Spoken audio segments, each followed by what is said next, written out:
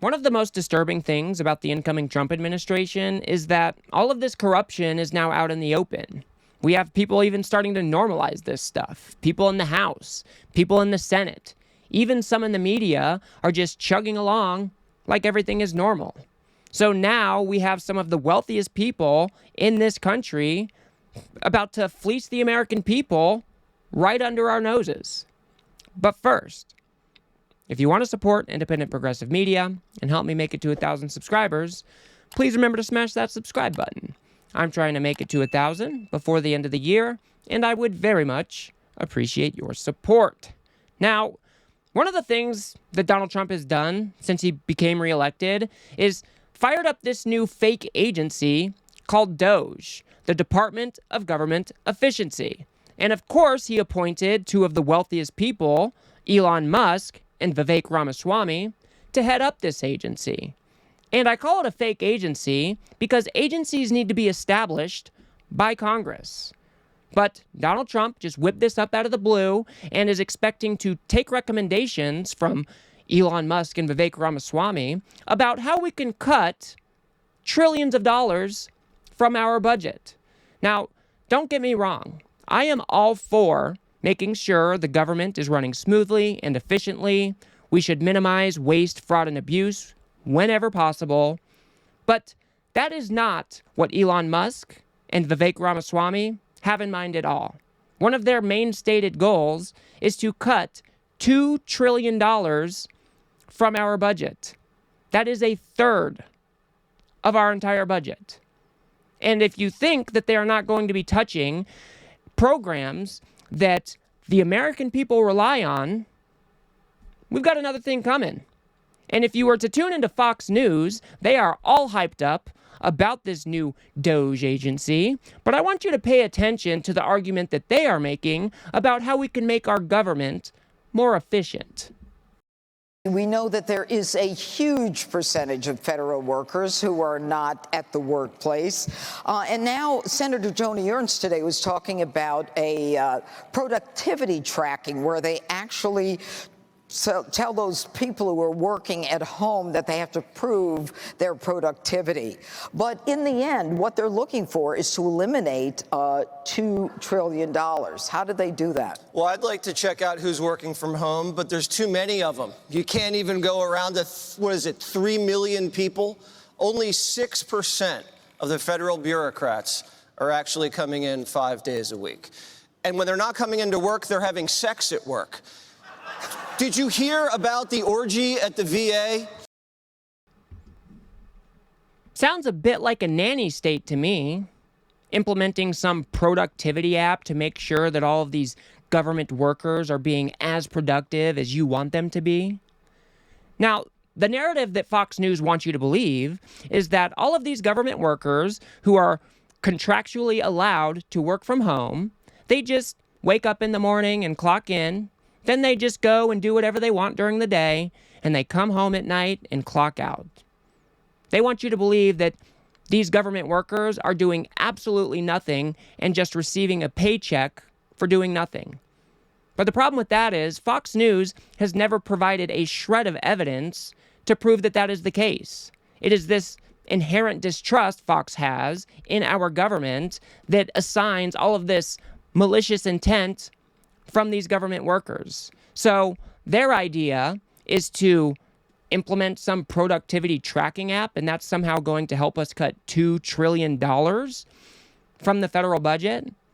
It sounds a bit more like a distraction to me because it doesn't really make a whole lot of sense. But luckily, we have a voice of reason on Fox News, Jessica Tarlov, and she just brings out the cold, hard truth. If you're talking about cutting $2 trillion from our budget, by necessity, you're going to have to cut programs that many Americans rely on.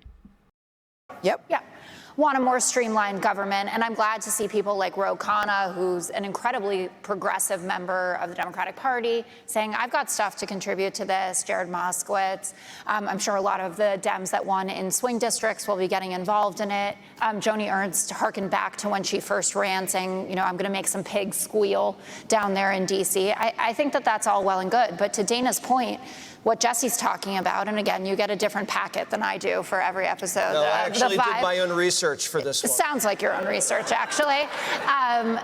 If you're going to cut that much money, you're going to the Pentagon and you're going to Social Security and Medicare. And those are things, at least in terms of the entitlements, that Donald Trump right, you like those programs. Yep. I love having an audience.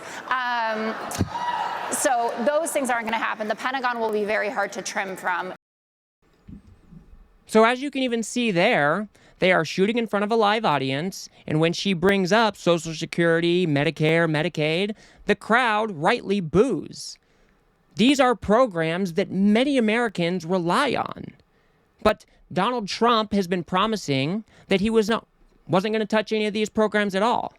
But you cannot hold these two same thoughts on the same level. You cannot say you're going to be cutting $2 trillion from the budget while also saying that you're not going to touch Social Security or Medicare or Medicaid or defense spending, because there is only $1.6 trillion that exists in our discretionary spending. So, like I said, by necessity, you're going to have to start looking at these other programs.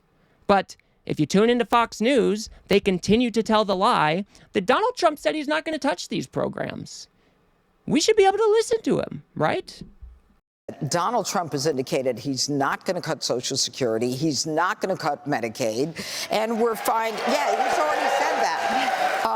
And the other piece of that is there's something like, I think, 17 government agencies, according to the Government Accountability Office, who have less than a quarter utilization of their headquarter buildings. So, you know, it's not just staff. It's like rent. It's the buildings. It's electricity. I mean, there's a lot to cut. So they want to continue pointing out these red herrings about these federal buildings being at X amount occupancy. And then they lie to you about Donald Trump not wanting to touch these very important programs that many Americans rely on. They keep on lying and saying that, of course, they're not going to come after Social Security or your Medicare or your Medicaid. Donald Trump wouldn't do that to you. But he explicitly has to do that if they want to cut $2 trillion from our federal budget. And Fox News continues to write this false narrative about different ways that we can cut from our federal budget, but all of the things that they're referencing are peanuts compared to $2 trillion. And you even have Republicans now coming and saying the quiet part out loud, that of course we do have to look at these very precious programs. The problem with the Democrats is they've never run out of things that they can give away for free, quote unquote. When you talk about $1 trillion in debt payment just on interest alone every year, we can't just talk about the military, though. The military can do some things better. We can save some money just in the way contract. We can be careful that we don't decrease our abilities, because China is right on our heels. However, if you talk about 75% of the budget, 75% is non-discretionary. We're going to have some hard decisions. We got to bring the Democrats in and talk about Social Security, Medicaid, Medicare. There's hundreds of billions of dollars to be saved, and we know how to do it. We just have to have the stomach to actually take those challenges on. So he didn't mince his words there. He explicitly said, we have to look at Social Security. We have to look at Medicare, Medicaid. But he doesn't want to touch defense spending for some reason. These people are disingenuous. They continue to lie to the American people's face. And on the backside, you have robber barons trying to rig the government in their favor. It is particularly pernicious because Elon Musk, Vivek Ramaswamy, people who are running this new government efficiency agency, are telling the American people, well, you need to take a haircut because I want to rebuild the government in my image, and so you're going to have to suffer in the short term, but it'll be worth it in the long run. And I find that particularly disgusting because if these programs get cut, that doesn't affect them. They don't know anybody who relies on these programs to get by each year. But yet these are the people saying, well, This is what's got to be done. Instead of having a more honest conversation about how can we raise more revenue to make sure that the American people are taken care of. I want to go ahead and break down a little bit about how this discretionary versus non-discretionary spending works, and so we can get a little bit better idea of what it would actually mean to cut a third from our federal budget. That only 25% of the budget can really be cut. And even that, you rattled off a lot of programs that most Americans would say like are really important to them. And so you're trying to cut, I can do a little bit of math. You're trying to cut $2 trillion, but you've only got $1.5 trillion of stuff that you can cut, and that would be cutting all of it. Now, I would say Trump has intimated about cutting some money from Medicaid. We're going to talk right over here about veterans, where there's some stuff on the chopping block. So if we take a look at this chart, like he said, there's only 1.5 trillion in our discretionary spending. All of the other stuff, that is spending that is required by law. So Congress would have to pass amendments or different legislation to be able to cut things like Medicare or Medicaid or Social Security. And so when you're actually talking about cutting $2 trillion, that could wipe out all of our discretionary spending. And if we take a look at this graph here of what that actually would mean, you have the military in discretionary. You've got things like science. The NIH is in there. They do some great medical or great research that contributes to medical discoveries. You've got, Fox News wants to point at government, but that is a tiny slice of our discretionary spending. So it doesn't even make, they're just trying to distract the American people from what is actually going on behind the scenes, where these Republicans who don't rely on these programs are very intent on trying to cut these programs. They are literally going to destroy much of the good things the government does so their friends can benefit. I find it particularly disgusting. You've got other things like education in there, veterans benefits, and actually we'll see Steve Ratner here point out the types of different programs that Elon Musk and Vivek Ramaswamy have already proposed cutting. Let's go ahead and take a look at that. But what Musk and Ramaswamy have done as a first approximation is they've identified about $500 billion of spending that through a complicated legislative quirk, which I'm not going to get into, they think they can actually cut without Congress. But let's just give it as an example of the things they would like to cut. Veterans health care, $119 billion. Eliminate health care for veterans. We're going to talk about the impact of all this stuff in a second. NIH, $47 billion. Pell Grants for education, $22 billion. Head Start, we all know what that is, $12 billion.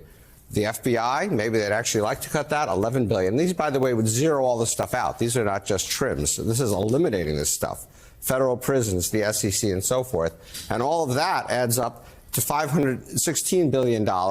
And so there's still a long way from their $2 trillion target, even if they got all this stuff and even if people accepted this. So, yes, Joe, your opening premise is right. It is ridiculous.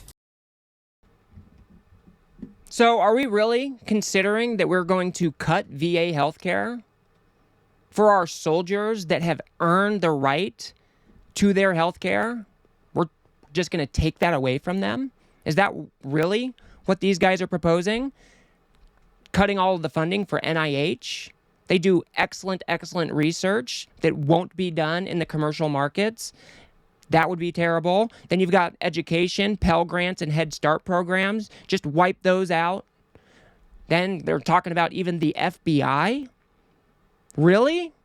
We're going to make Americans less safe because they have this wild goal about slashing $2 trillion from our budget? Then you've got federal prisons and the SEC.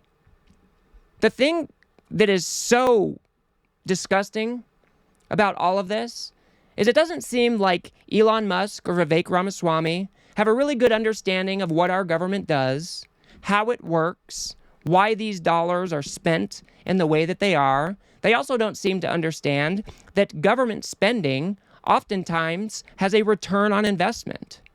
Sometimes you can spend $1 and get 8 back. And none of that calculus seems to be going into these types of proposals.